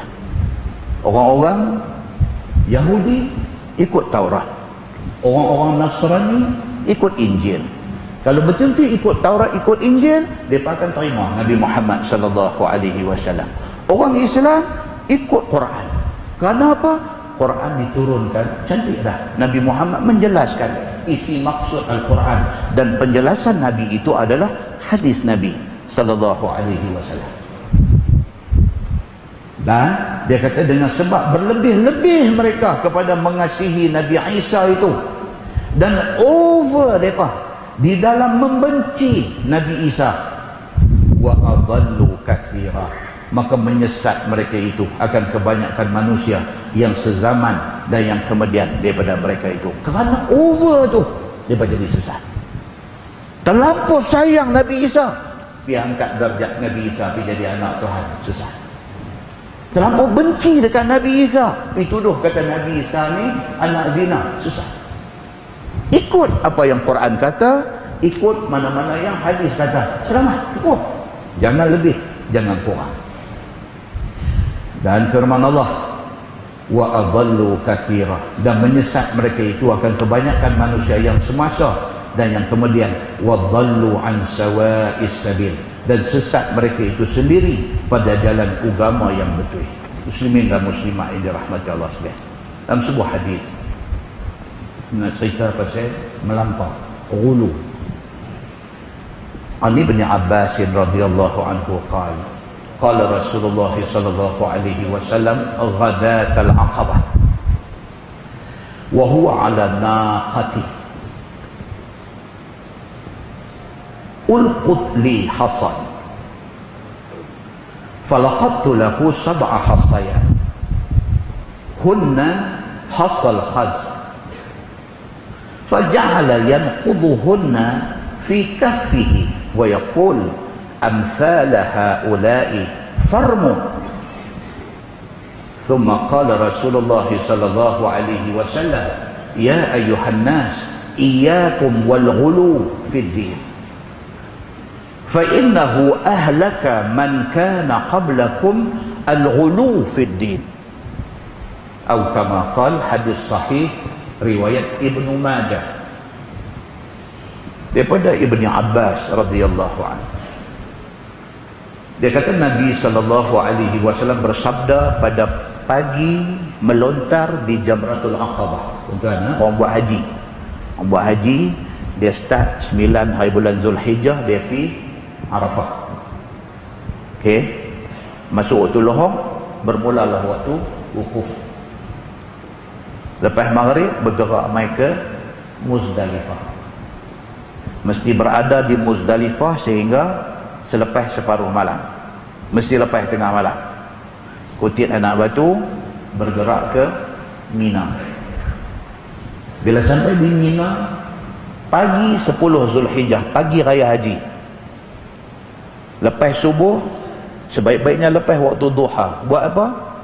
Dia melontar di Jamratul Aqabah. Dia melontar di Jamratul Aqabah, 7 biji anak batu, Jamratul Aqabah sahaja. Lepas tu bercukur, tahallul awal. Okay.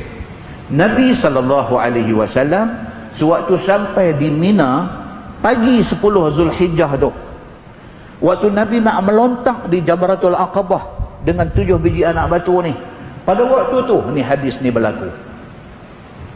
Wa huwa ala naqati, kata Ibnu Abbas, Nabi SAW doa ada atas unta dia.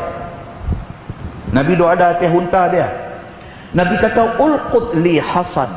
Nabi kata dekat sahabat ada ni yang sama-sama ikut buat haji dengan Nabi ni, Nabi kata cari mai anak batu kat aku. Anak batu hasa. Anak batu, batu kerikil kecil-kecil besar ujung jari. Nabi kata cari mai anak batu kat aku sebab aku nak melontar Jamratul Aqabah. Falaqattu lahu sab'a hasayat. Ibnu Abbas kata aku pergi cari anak batu ni, 7 biji anak batu bagi kat Nabi. Ini ibadat haji yang pertama Nabi buat. Nabi kata khudhu anni manasikakum. Nabi kata hampa ambil cara buat ibadat haji ni daripada aku. Macam mana aku tunjuk, macam tu hampa buat haji yang baik. Sampai kepada kita hari ni, kita kena buat macam Nabi buat. Pasal Nabi kata khudhu anni, ambil cara buat haji ni daripada aku. Manasikakum. Haji yang kata manasik haji. Manasik haji tu, manasik tu ibadah. Hampa tengok macam mana aku buat haji, hampa buat macam tu. So Nabi minta 7 biji anak batu untuk nak lontar Jamratul Aqabah pada pagi 10 hari bulan Zulhijjah. Hunna hasal qazm. Kata Ibnu Abbas, anak batu yang aku bagi dekat Nabi itu anak batu kerikil kecil-kecil yang digunakan untuk qazm, untuk melontar. Dalam hadis lain dia kata batu yang digunakan untuk terbih. Tahu terbih? Bahasa Sarawak dia apa? Terbih ya? Lastik kan? Besar mana batu yang kita guna untuk nak buat terbih tu? Satu aja batu yang digunakan untuk melontar. So Ibnu Abbas, Abdullah bin Abbas cari batu besar-besar tu bagi kepada Nabi sallallahu alaihi wasallam. Faja'ala yanfudhuhunna fi kaffih. Bila Nabi dapat 7 biji anak batu tu, Nabi gabui-gabui atas tapak tangan dia nak buang debu-debu. Nabi gabui-gabui atas tapak tangan dia. Wa yaqul, boleh darah Hussein. Wa yaqul, dan sabda Nabi sallallahu alaihi wasallam, amsal haula'i farmu. Nabi kata ni seumpama ni, Nabi tunjuk batu, anak batu kerikil kecil-kecil ni, Nabi kata amsal haula. Nabi kata hampa esok-esok ni kalau buat haji nak melontar jamrah ni, sama ada Jamratul Aqabah atau 3-3 jamrah pada 3-3 hari tasyrik ni, hampa guna anak batu macam ni. Nabi tunjuk contoh. Amsal haula. Ni semisal, seumpama ni, besar-besar ni aja. Nabi kata farmu, dan guna batu besar-besar ni unggai jamrah ni. Thumma qala Nabi sallallahu alaihi wasallam. Kemudian Nabi bersabda, Nabi kata ya ayyuhan nas. Nabi kata wahai manusia semua, iyyakum wal ghulu fid din. Nabi kata jaga-jaga, jangan melampau dalam agama. Tuan-tuan, saya nak batu pun, kalau Nabi kata hampa ambil besar ni, semisal dengan ni, jangan melampau. Maksudnya kalau ambil selipar balik boleh lah, itu melampau. Maksudnya kalau ada payung di tangan, baling payung pergi boleh tak? Itu melampau. Ataupun buat main batu daripada Bukit Uhud apa ni, usung main sampai melelong-melelong, punggai api. Pasal apa? Pasal duk kata dalam jamrah ni bapak setan tidak ada. Kita bagi batu kecil-kecil dia nanti tak sakit. Kita bagi batu besar biar dia tengah, biar dia tak ada mengucap dia. Boleh tak boleh tuan-tuan? Tak boleh. Bukan setakat tak boleh. Nabi kata pula, iyakum wal ghulu. Nabi kata hampa jaga-jaga, hampa jangan over, jangan lebih. Kalau aku kata besar batu kerikil, besar batu kerikil, jangan buat lebih pada tu. Kalau dalam soal batu yang nak digunakan untuk melontar jamrah pun, Nabi sampai macam tu punya emphasize, Nabi sampai macam tu punya tekan. Nabi kata hampa jangan lebih pada hak aku tunjuk. Dalam bab lain tuan-tuan, agak-agak macam mana? Bolehkah kita duk modify agama ni? Bolehkah kita duk reka tambah agama ni? Bolehkah tuan-tuan? Bolehkah? Itu sahabat saya di Penang di telefon baru ni. Dia usah dia serabut dia. Hampa Penang memang selalu serabut dia. Dia gelap. Ya Penang kan tuan-tuan cakap benda sikit pun dia abang serabut macam terus sangat. Dia kata kalau saya serabut dia benda ni. Dia kata Penang memanglah semua serabut. Dah usah ni sikit-sikit ada sikit abang sikit layan dah abang serabut apa. Dia kata ni ada kematian tadi saya pergi tengok.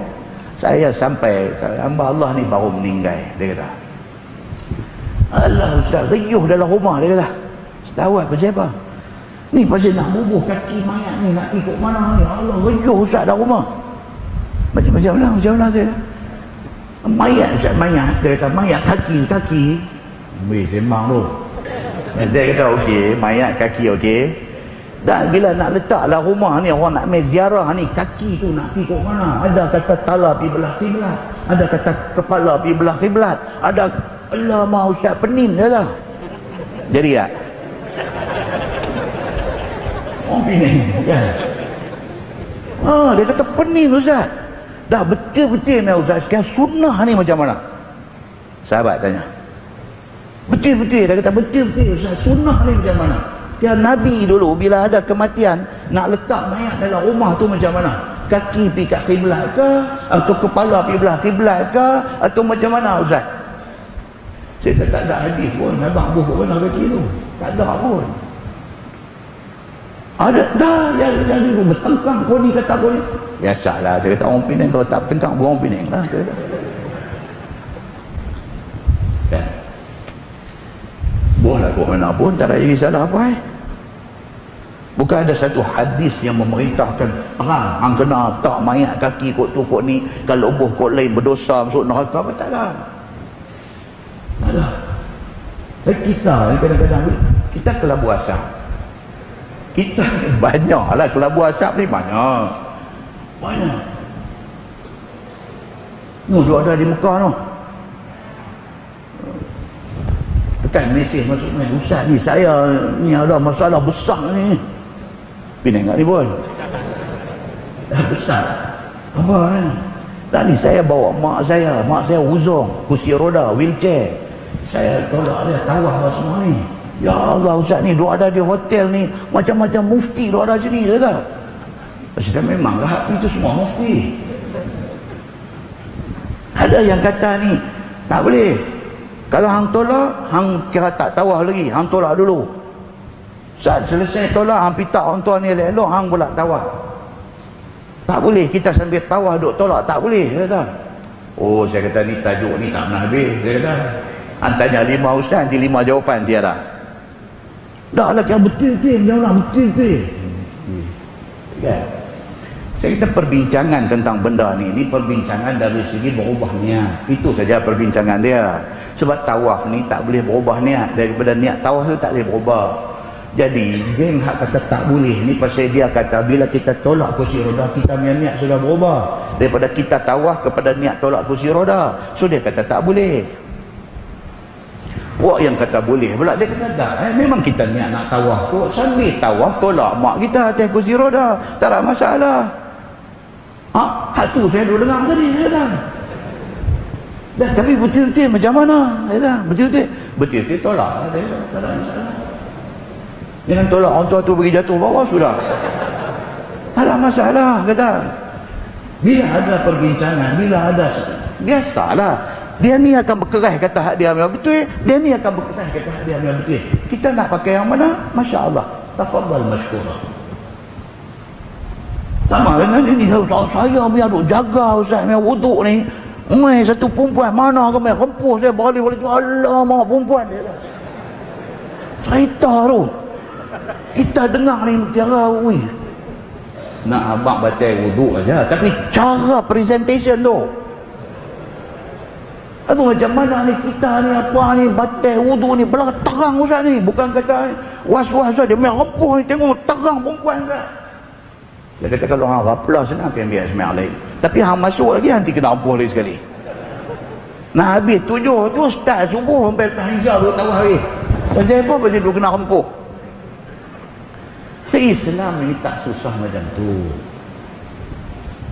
Tafsiran kita lah, ketayang pun 2 kali dah nak terjun.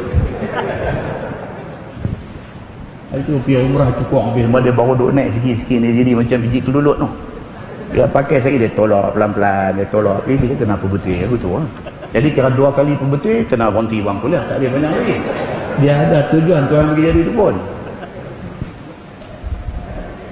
Okey. Jadi maksudnya apa tuan-tuan?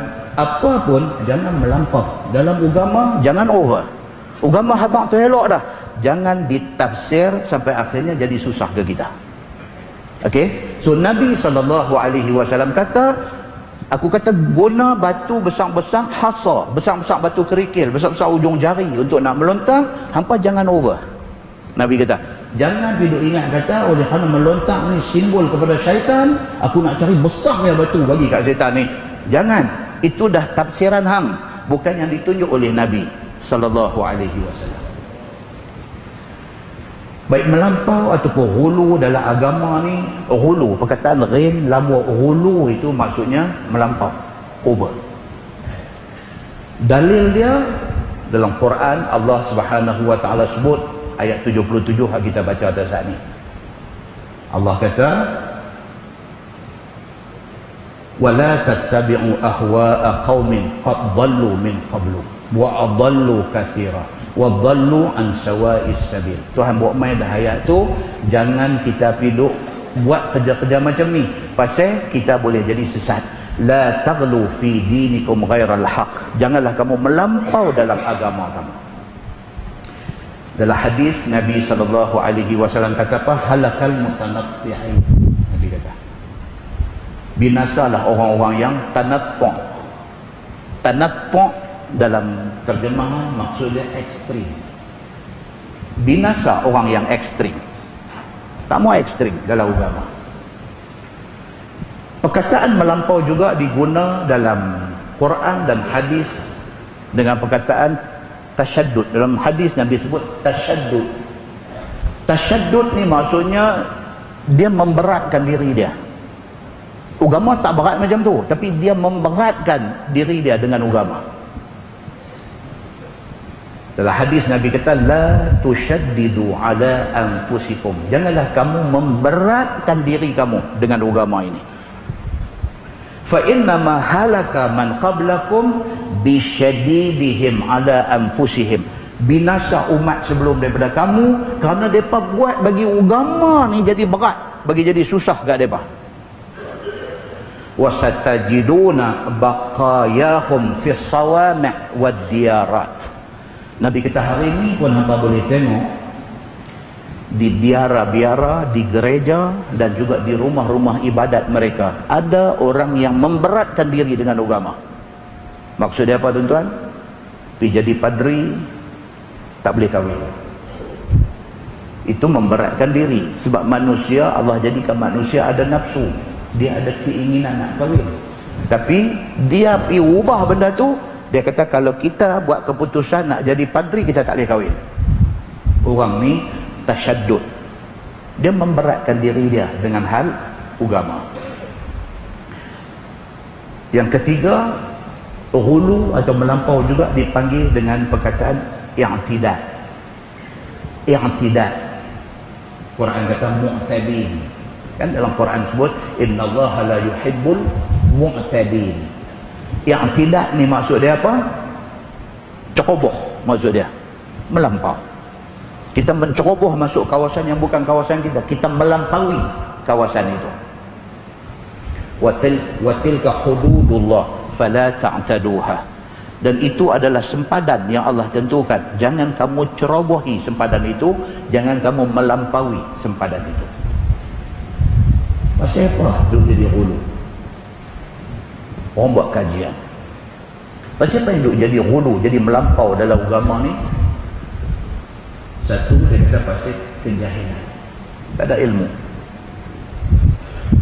Dia jahil tentang nas Al-Quran dan hadis Nabi. Dia jahil. Biasanya orang yang kena ni siapa dia? Orang yang baru. Dia baru dapat kesedaran dan semangat agama. Dia baru dapat. Dia jadi melampau. Dia balik ke rumah. Habis ni. Mak dia, kakak dia semua tak pakai tudung ni semua habis. Semua habis. Tak pakai tudung tu salah. Dia baru dengar, dia baru kena karan. Dia pergi masjid, manakah ustaz, manakah pawin yang duk cakap pasal aurat ni, duk cakap pasal tak tutup aurat ni, duk habaq pasal neraka kepada orang yang tak tutup aurat ni. Dia ni baru. Dia dengar, dia syok. Macam kena kursi karan ni. Dia syok. Dia balik-balik tu, mak dia, kak dia, adik perempuan dia semua kena. Pasal apa tuan-tuan? Pasal dia masih jahil. Dia masih jahil. Dia tak faham tentang dakwah. Dia faham kata kalau buat lagu ni syurga, buat lagu ni neraka. Dia faham yang tu ya. Dia tak faham dakwah.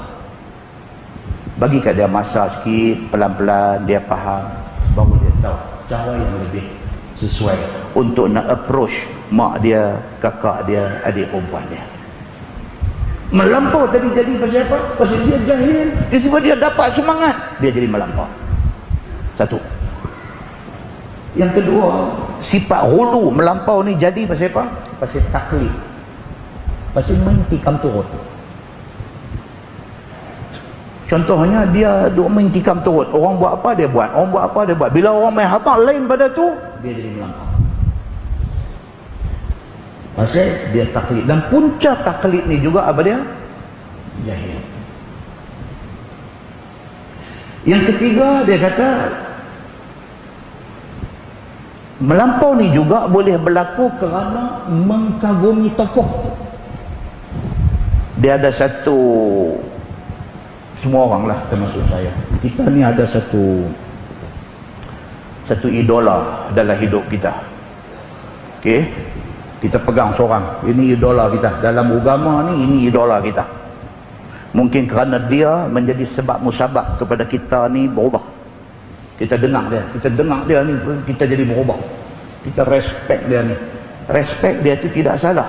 Tetapi apabila kita over dalam respect dia, dia nak start jadi salah. Dia nak start jadi salah. Sampai satu tahap, apabila orang yang kita idolize itu buat silap, kita tak boleh terima. Kata dia silap, kita kata dia betul. Pasal apa? Pasal kita sudah ghulu dalam mengkagumi dia. Kemudian juga dia kata ghulu ni boleh berlaku kerana ikut nafsu.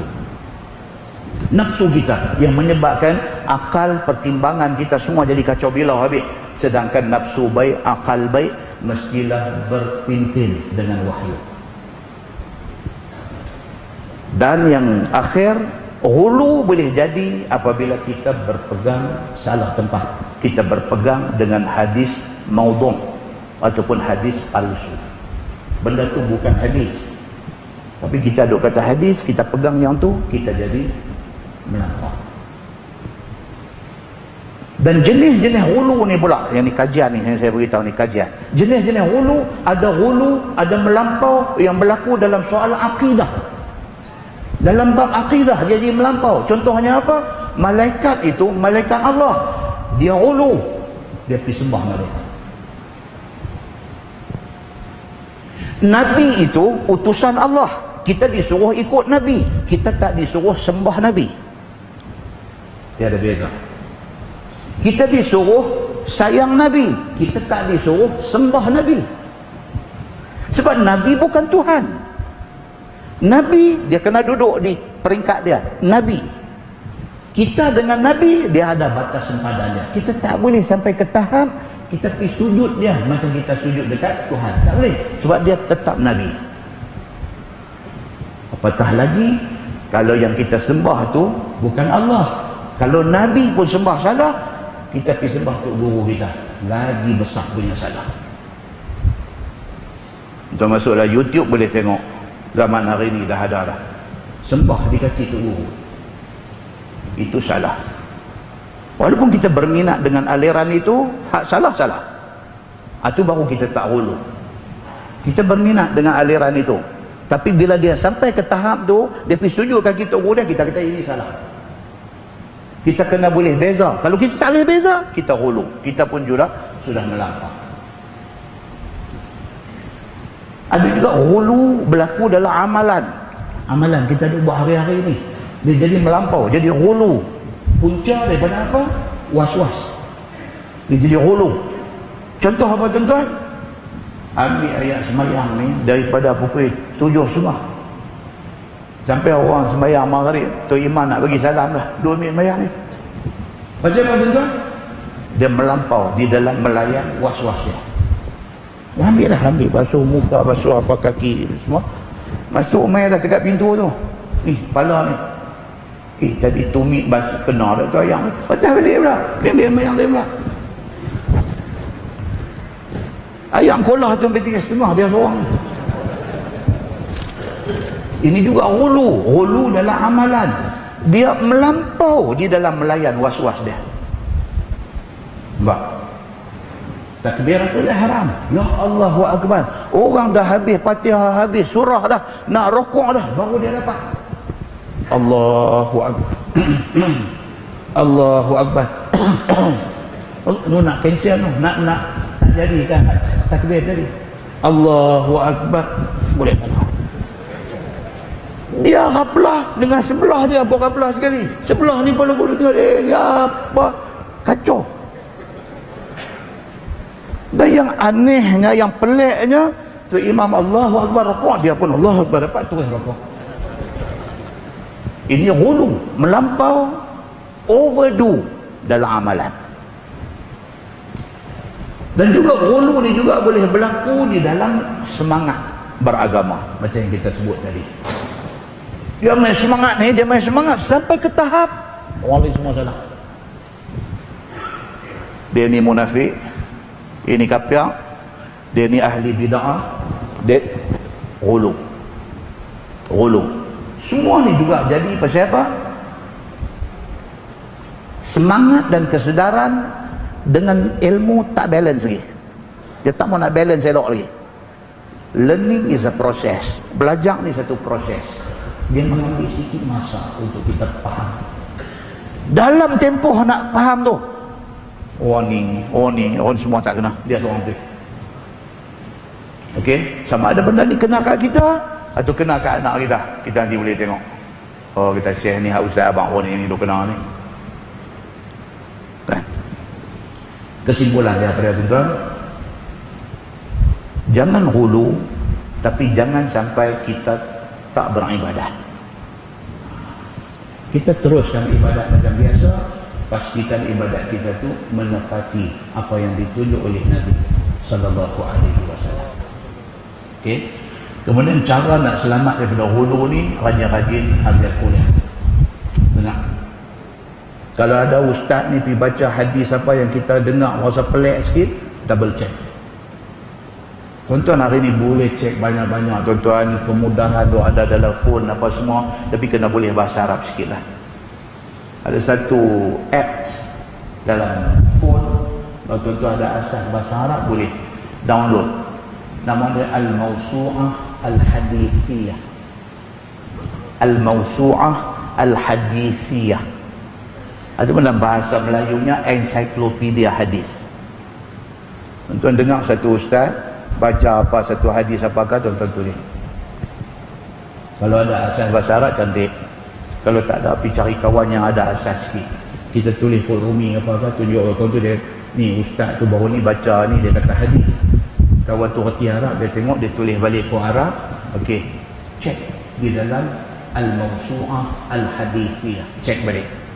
Type 2-3 patah perkataan tu, dia nanti keluar main tuan. Nanti keluar main matan hadis yang macam kita tulis tu. Sekali dengan takhrij hadis, dia bagi siap. Ulama hadis apa, kata apa. Hadis ni ambil daripada kitab mana, bilangan nombor berapa, status hadis ni apa dia. Sahih ke, hasan ke, dhaif ke, maudhu' ke, la asla lahu, tidak ada asal baginya ke apa, semua kita boleh cek. Kita boleh cek. Pasal tak semua ustaz betul. Tak semua ustaz betul. Kadang-kadang satu ustaz dia duk hafal benda tu lama dah, dia duk kata hadis, rupanya maudhu'. Jadi dia pergi ceramah di mana pun dia duk bawa benda tu. Bila kita cek tengok, rupanya maudhu', rupanya palsu, bukan hadis sebenarnya.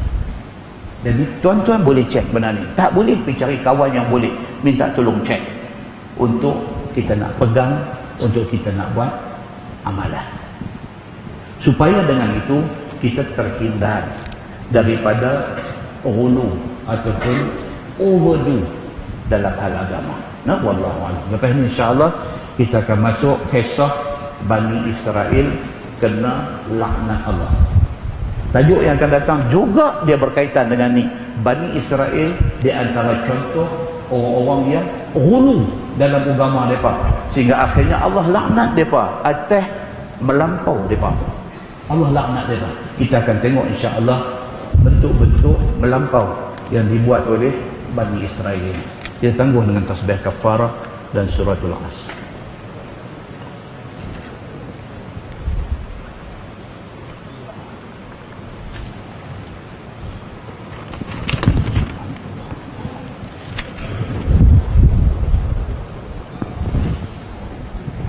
اللهم صل على محمد في الأولين والآخرين وسلم ورضي الله تبارك وتعالى عن ساداتنا أصحاب سيدنا رسول الله أجمعين. بسم الله الرحمن الرحيم. الحمد لله رب العالمين حمدا يوافي نعمه ويكافئ مزيدا. يا ربنا لك الحمد كما ينبغي لجلال وجهك الكريم وعظيم سلطانك. رضينا بالله ربا وبالإسلام دينا وبمحمد نبيا ورسولا. اللهم افتح علينا فتوح العارفين وارزقنا فهم النبيين بجاه خاتم المرسلين. اللهم فقهنا في الدين وعلمنا التأويل واهدنا صراطك المستقيم. اللهم أرنا الحق حقا وارزقنا اتباعه وأرنا الباطل باطلا وارزقنا اجتنابه. اللهم اجعل جمعنا جمعا مرحوما وتفرقنا من بعده تفرقا معصوما. وصلى الله على محمد وعلى آله وصحبه وسلم والحمد لله رب العالمين. السلام عليكم.